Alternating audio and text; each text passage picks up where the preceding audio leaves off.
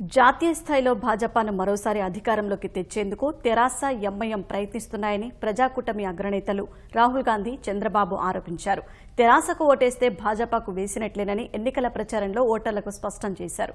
ఏ ఆశయాలతో తెలంగాణ ఏర్పడిందో అవి తెరాస పాలనలో సాకారం కాలేదన్న నేతలు కేసీఆర్ అవినీతి, కుటుంబ పాలనకే ప్రాధాన్యమిచ్చారని విమర్శలు గుప్పించారు. తెలుగుదేశం, కాంగ్రెస్ హయాంలోనే హైదరాబాద్ అభివృద్ధి జరిగిందని చెప్పిన రాహుల్, చంద్రబాబు దానిని కొనసాగించేందుకు ప్రజాకూటమిని గెలిపించాలని పిలుపునిచ్చారు.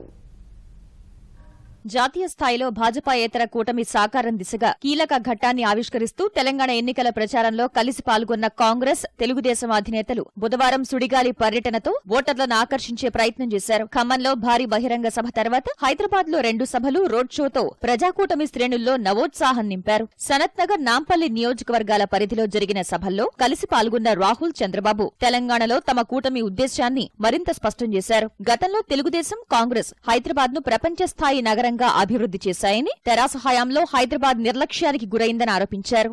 और जो हैदराबाद का नाम कांग्रेस पार्टी ने और टीडीपी ने दोनों ने रोशन किया। अमेरिका के राष्ट्रपति हिंदुस्तान की बात करते हैं, कहते हैं कि हिंदुस्तान और चाइना ही अमेरिका का मुकाबला कर सकता है।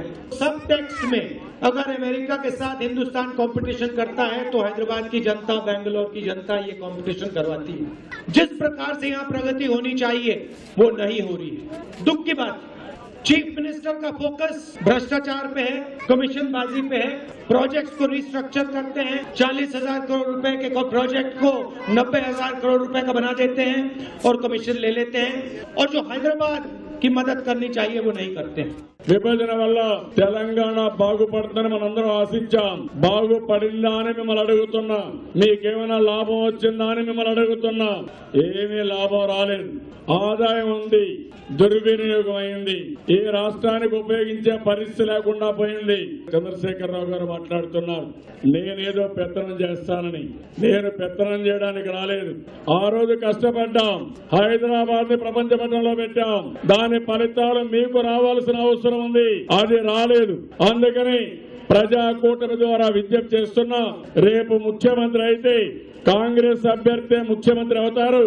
తెలుగుదేశం పార్టీ, కోదండరామ్ గారు, సిపిఐ అందరికి కలిసి పనిచేస్తామని చెప్పి కూడా నేను మీకు తెలియజేస్తున్నా. ఒక మంచి ఎన్నికల మేనిఫెస్టో ఇచ్చారు. మీరు ప్రజాకూటమి ఓటేస్తే మీ జీవితాలు బాగుపడతాయి. హైదరాబాద్ నగరాన్ని బ్రహ్మాండంగా అభివృద్ధి చేయడమే కాకుండా పెద్ద ఎత్తున ఉపాధి అవకాశాలు వస్తాయి.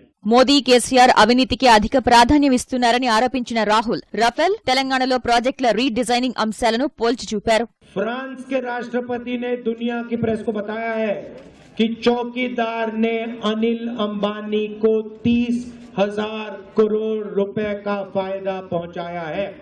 सीबीआई का डायरेक्टर कहता है राफेल पे कार्रवाई होनी है। आपको मालूम है 2 बजे रात को सीबीआई डायरेक्टर को चौकीदार निकाल देता है। केसीआर जी, नहीं भैया, छोटा मोदी नहीं, केसीआर मतलब खाओ कमीशन राव। जहां भी जाते हैं भैया कमीशन खाते हैं। उधर 30,000 करोड़ रुपए का फ्री गिफ्ट एयरफोर्स का अनिल अंबानी की जेब में, और इधर एक परिवार को तेलंगाना का पूरा पैसा, पूरा का पूरा भविष्य उनके जेब में। और आप लोग देखते रह जाओ। హైదరాబాద్ అభివృద్ధిని పట్టించుకోకపోయినా కూడా కేసీఆర్, మోదీకి అనేక విషయాల్లో మద్దతిచ్చారని వివరించిన నేతలు భాజపా విషయంలో తెరాసతో పాటు ఎంఐఎం కూడా తమ వైఖరిని స్పష్టం చేయాలని డిమాండ్ చేశారు. టీఆర్ఎస్ పార్టీ ఉంది, ఎన్డీఏలో పూర్తిగా సహకరిస్తూ మైనారిటీస్ ని మోసం చేసే పరిస్థితికి వచ్చారు.